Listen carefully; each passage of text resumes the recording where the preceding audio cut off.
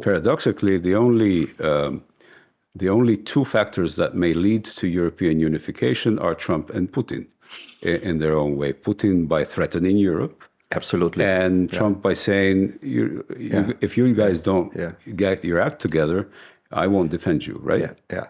I think that there is a long history of crisis in Europe, which in the end led to a deeper integration and moving closer together. However, that was at times when populism, right-wing nationalism was not that strong as it is now over the past 10 years or so. That's the difference, you know? So you have these opposing an opposing situation. On the one hand, there is an absolute need for further integration to Europe, the European Union, to become more state-like, political integration, social integration, and all these big steps, defense integration, of course. And on the other hand, you have now actors in the European Union who want the opposite.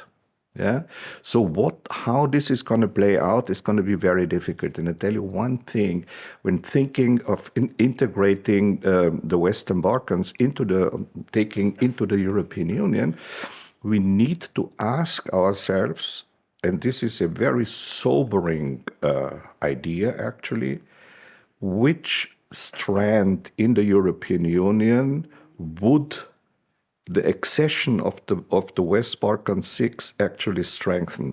The liberal democratic or the Orban threat?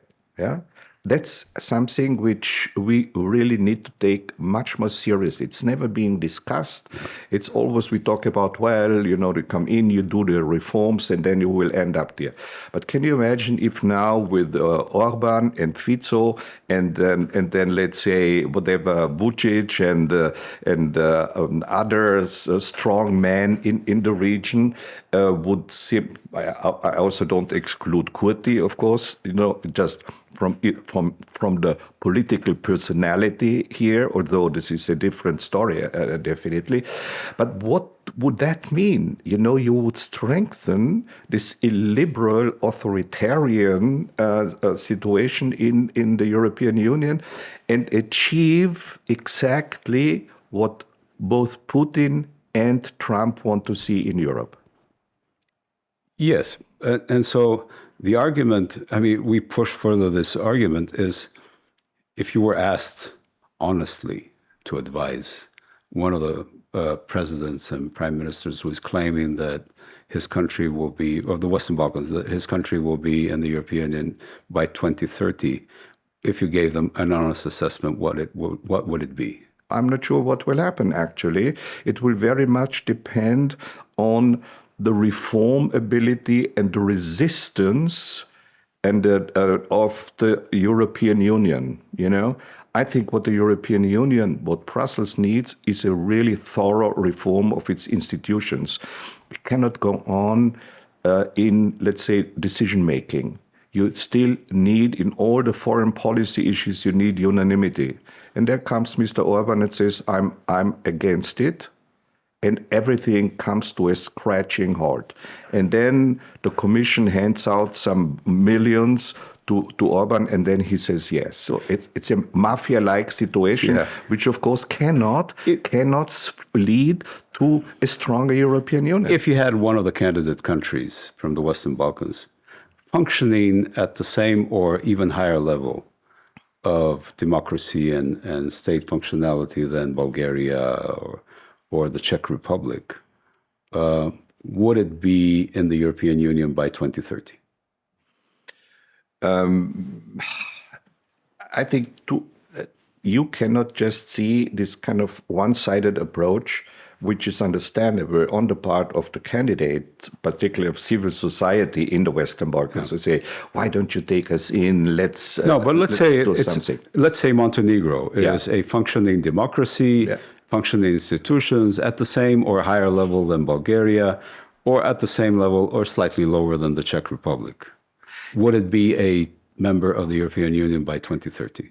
But unless the European Union, unless Brussels reforms and brings up a more efficient decision-making institutions, and then unless this happens in Brussels, it will not be possible. So evidently it's not only a Western Balkans problem. Absolutely. Yeah. I think it's really more up to Brussels and, of course, to the member states to reform itself in such a way that it becomes more functional. We're talking about dysfunctional Bosnia. Sometimes when I watch Brussels and the heads of state and government to take decisions, it reminds me of Bosnia. So it's interesting that we have now the European Union wanting to deal with Gaza, the European Union wanting to deal with Ukraine, angry why it was not invited into the talks about Ukraine. But it spent a quarter of a century not being able to sort out Bosnia and Herzegovina or Kosovo and Serbia. Right, I fully agree. This is really why I'm quite concerned about the integration process, about the Western Balkans. How what has changed in Brussels? Nothing, actually. The decision-making process is still about the same, and we cannot count on that after Orban, somebody else will come and he will be nicer. On the contrary, you have mentioned the Czech Republic. The next elections in fall might produce a similar situation as we have it now in Slovakia already. So the trend that you addressed at the beginning of our talk is really now taking shape, and particularly in the eastern part of the European Union. In the eastern part of the European Union, of course, there's also Poland. And Poland is a front state against Russia. Yeah. So you have actually, as a focus, you have, again, two tendencies that run counter. On one hand, you have Poland, at least under the liberal conservative Tusk, who believes we need to strengthen the European defense system, their own, of course, also as a first step. But in general, we need to more integrate. We need to become more also militarily efficient. And on the other hand, you have two neighboring states who are doing exactly the opposite. Yeah, so that actually drives this the European Union apart. Yeah, and how, under these circumstances, will you come to the decision whom to take in, even if it were a Montenegro? Yeah, and I'm actually also thinking it might be a good idea to have a very close look at who is most advanced in this process, and to say, okay, let's try. And I think this kind of staggered accession process would be necessary. I think that it is not, now it's still the formula, nothing is agreed until everything is agreed. I think we should really see this accession as a step by step. And then immediately, once you have finished an important step, you get the benefits. You are already halfway in the European Union, and then maybe, and I'm a skeptic, of course, although I'm an optimist, maybe that would motivate the others, the neighboring countries to say, well, we have to also do something. Yeah.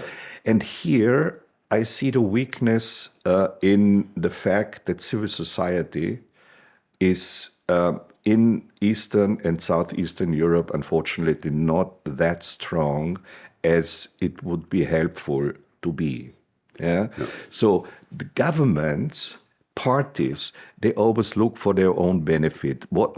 And then the status quo is usually better than any reform they take, because they see reform not as a win-win situation. They see reform actually losing something, losing power. Yeah, this can only be dealt with in the country itself. Yeah. And here the civil society, I think, could play a very important role.